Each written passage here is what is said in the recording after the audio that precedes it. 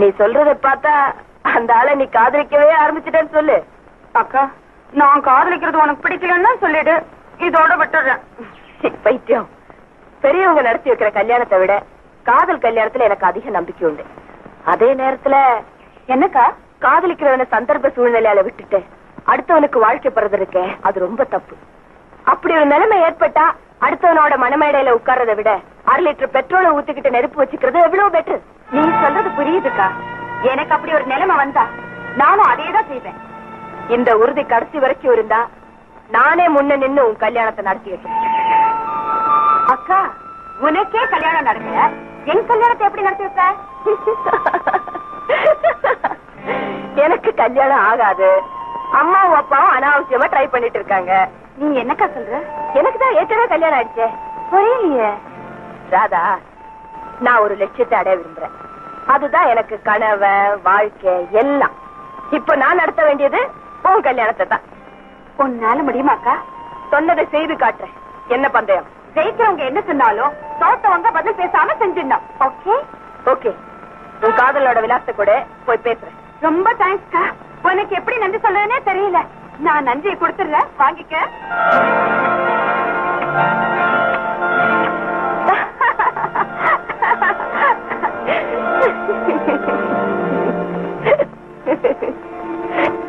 என்னது, பூபதி பவனம் தான் உங்க வீடா?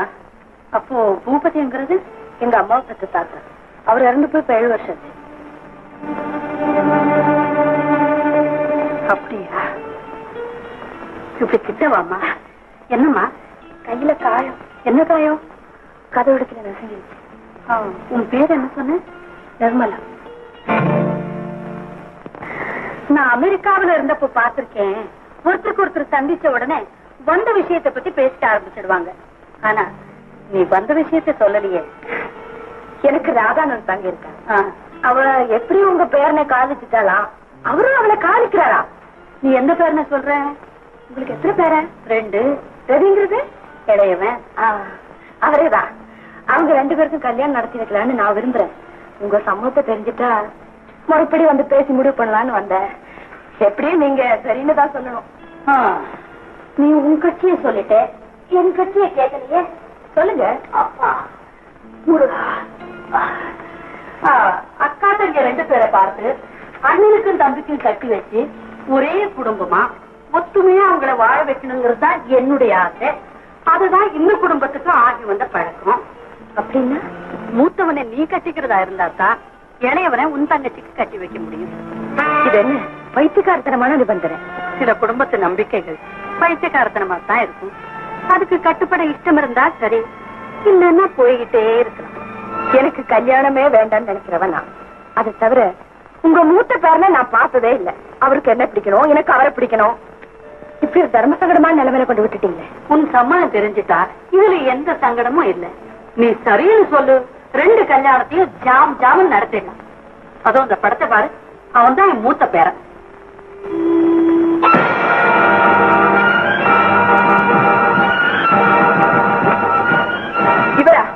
இவரா உங்க மூத்த பேரன்? ஆமா.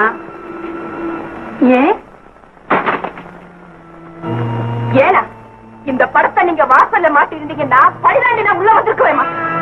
இவனோட தம்பியத்தான் என் தங்கை காதலிக்கலாம்னு தெரிஞ்சிருந்தா அந்த காதலை ஆரம்பத்திலே வெட்டி வச்சிருக்கு. எதுக்கு வீண் பேச்சு? நீ கோபிய கட்டிட்டாதான் உன் தங்கச்சிய ரவி கட்டிக்குவான். இதுதான் என் முடிவு. இதை மாத்திக்க நான் தயாரா இல்லை. இந்த கல்யாணம் நடக்கலனாலும் பரவாயில்ல, என் முடிவை மாத்திக்க நானும் தயாரா இல்லை. வரேன். திருப்பதியில நல்ல தரிசனம் கிடைச்சிருங்க. ஆண்டவனுக்கு சேர வேண்டிய காணிக்கையை செலுத்திட்டேன். ஒரு 10 வருஷத்து பாரம் இப்பதான் என் நெஞ்சை விட்டு இறங்குற மாதிரி இருக்குங்க. மீனாட்சி, நீ ஆத்மார்த்தமா அவனை வழிபடுறவா. அதனாலதான் கை நழுவி போன பணம் கூட உனக்கு கிடைச்சது. தெய்வம் மாதிரி வந்து அந்த பணத்தை கொடுத்து என் கவலையெல்லாம் போக்கிட்டான் அந்த புள்ள கோபி. ஆண்டவனை வழிபடும் போது அந்த மாதிரி ஒருத்தன் தான் இந்த வீட்டுக்கு மருமகனா வரணும்னு நான் வேண்டிக்கிட்டேங்க. ஆமா மீனாட்சி, அப்படி ஒருத்தன் நம்ம வீட்டுக்கு வந்தாதான் நிர்மலா மாறுவா.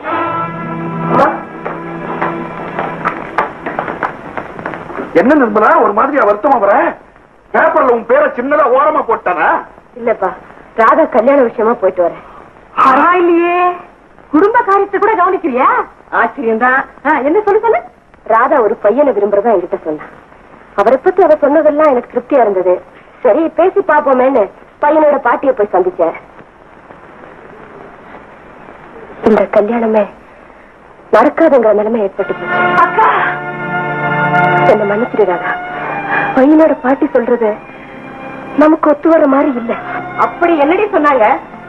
எனக்கு ஒரு கல்லறையை கட்டி அது மேல ராதா கல்யாணத்தை நடத்துறாங்களாம். நான் நரகத்துக்கு போனாதான் ராதாவுக்கு சொர்க்கம் கிடைக்குமா? நீ என்னக்கா சொல்ற? நீ விரும்பினவரை கல்யாணம் பண்ணிக்கணும்னா அவங்க அண்ணனை நான் கட்டிக்கணுமா? முடிவு என்ன ஆச்சு?